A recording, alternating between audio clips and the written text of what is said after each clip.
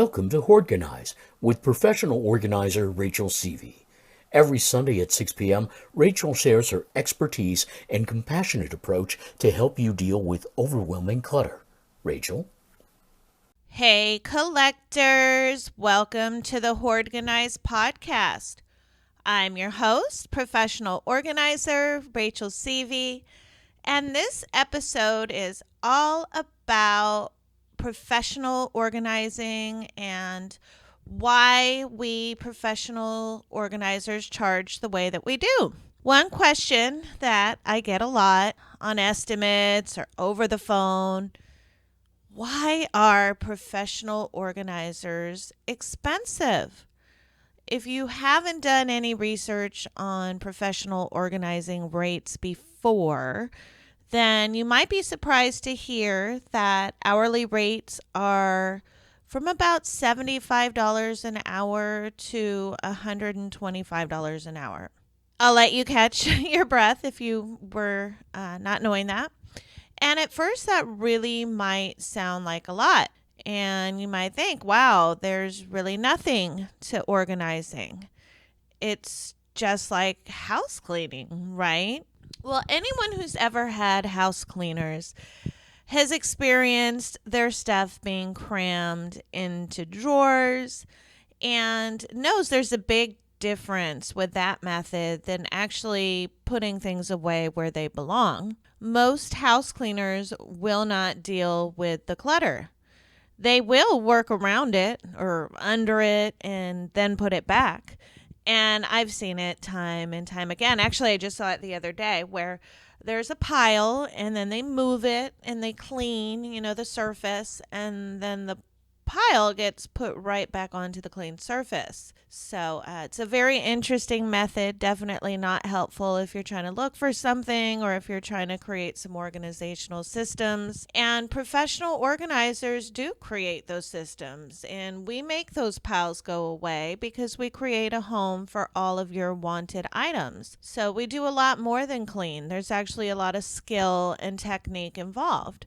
And we also pride ourselves on being incredibly efficient. You might think, oh, I'll just have my girlfriend or my neighbor or a friend or family come over and help me. But somebody that doesn't have experience with all of the spatial organizing and different ways to maximize space will actually take quite a bit longer than somebody who's a trained professional. And, honestly, we don't carry the kind of judgment that your friends or family or neighbors would bring if you invited them in. Another reason that professional organizers charge a lot is honestly insurance and bonding is not cheap. It's actually rather expensive. I mean, you've got people going into your home and going through all of your personal items. I mean, God forbid they break something or hurt themselves. You really have got to hope they have good insurance. And if you are being cheap about hiring an organizer, it's very likely that they're cheap for a reason. I mean, if they were paying business insurance and licensing and bonding and association dues, then they should be charging a lot more. You also want to make sure that they have previous experience, like I spoke about, with speed. And they don't have to be an organizer for a long time. I mean, somebody could have a corporate background and have incredible attention to detail, or they've been in retail and they're amazing at organizing closets.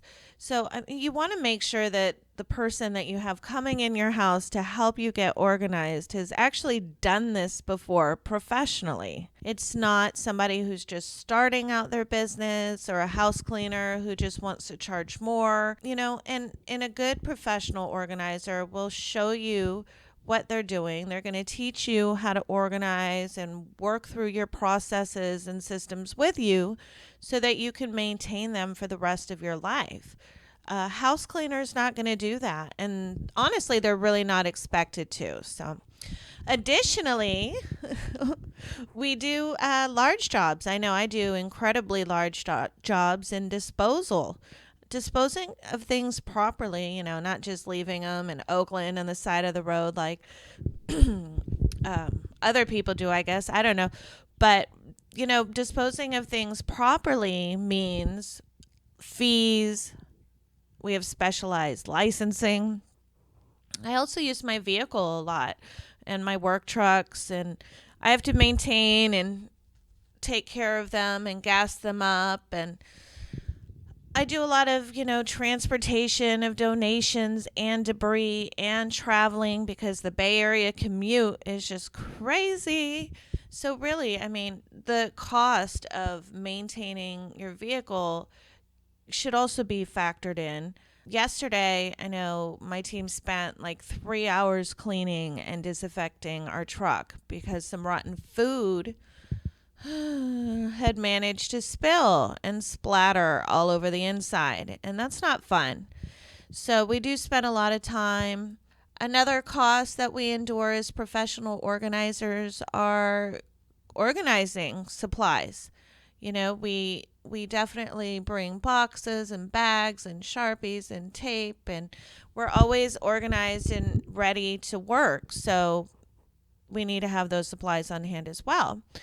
And there's a lot of stuff we do behind the scenes. I know I've spent countless unpaid hours to and from donation centers, to and from the electronic recycling center, to and from the landfill.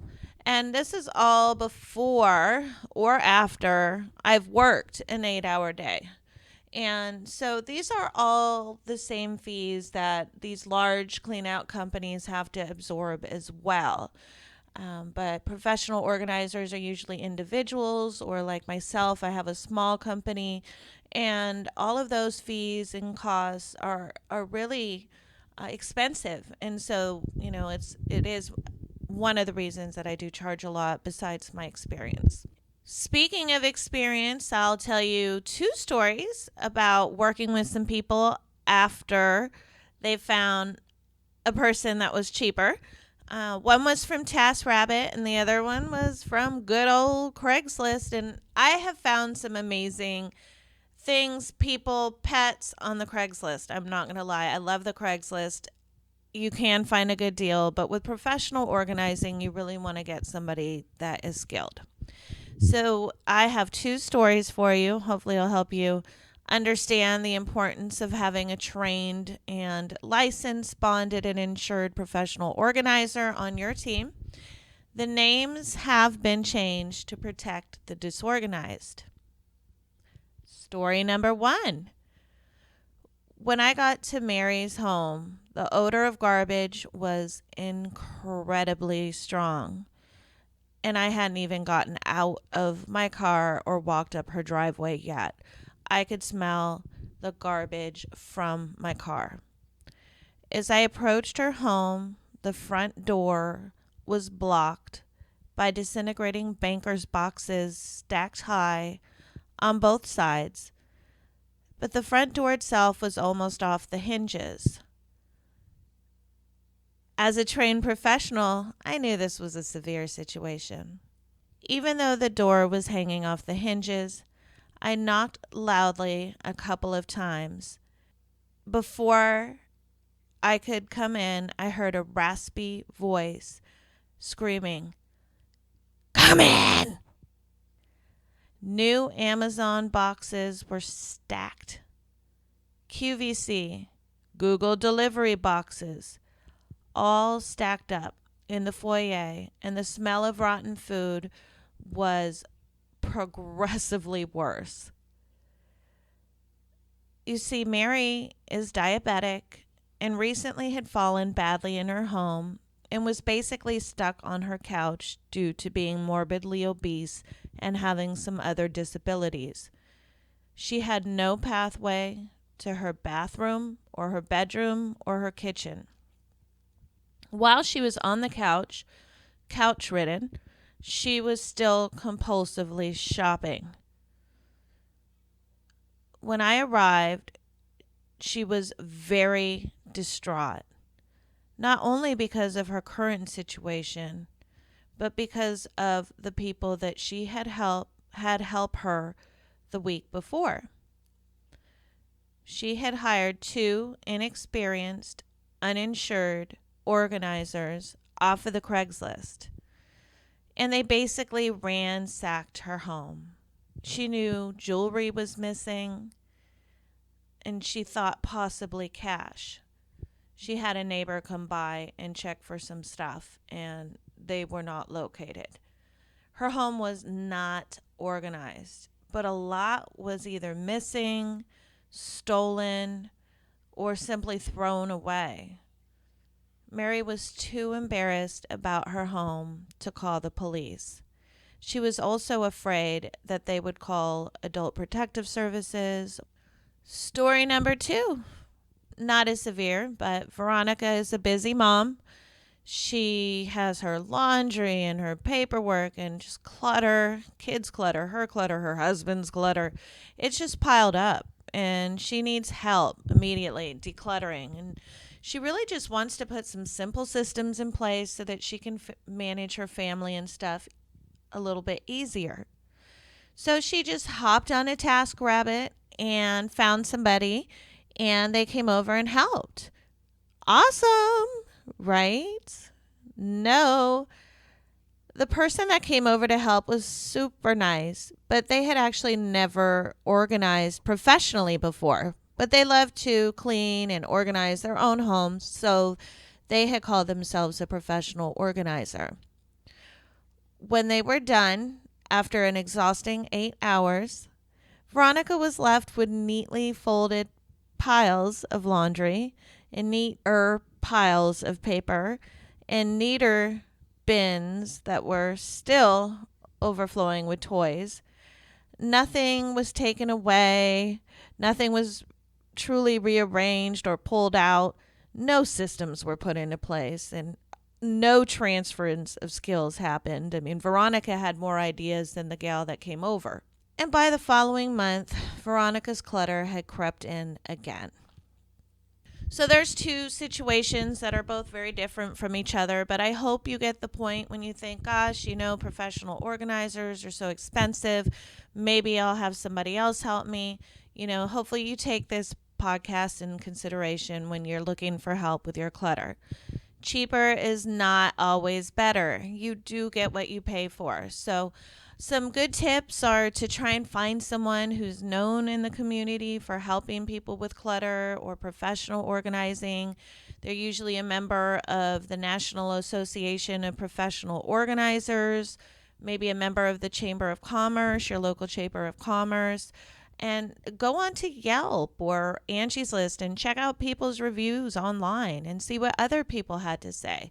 Now, you always want to take those kinds of reviews with a grain of salt, but if the consensus is somebody's trustworthy and help them get through their organizational difficulties, then you really might want to check them out.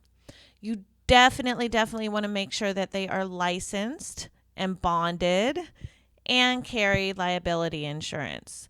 This is something that is very important. You don't want to get stuck with somebody injuring themselves in the clutter. I know that you might think your homeowner's insurance protects you, but it's also very good and shows that they're professional if your professional organizer carries liability insurance. And you also want to ask someone, how long have you been doing this? And see what they say. Ask them if they take stuff away. Some organizers will take your donations, some will take your trash, and others won't.